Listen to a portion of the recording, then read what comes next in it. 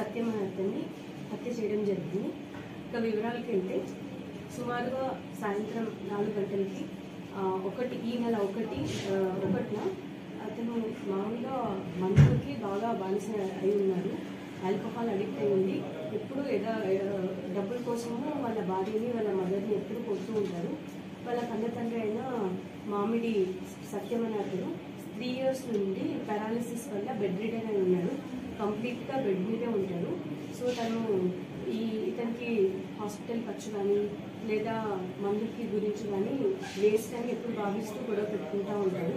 అదేవిధంగా ఆ రోజు ఆల్కహాల్ కోసం డబ్బుల కోసం అని వాళ్ళ భార్యని డబ్బులు అడిగారు. కానీ డినై చేయడం వల్ల వాళ్ళ భార్యని జుట్టు పట్టుకొని కొట్టి అలాగే బయట నుంచి ఏదైతే ఈ వెపన్స్ కొట్టేటప్పుడు దాంతో ఫస్ట్ బయట నుంచి వచ్చాడు.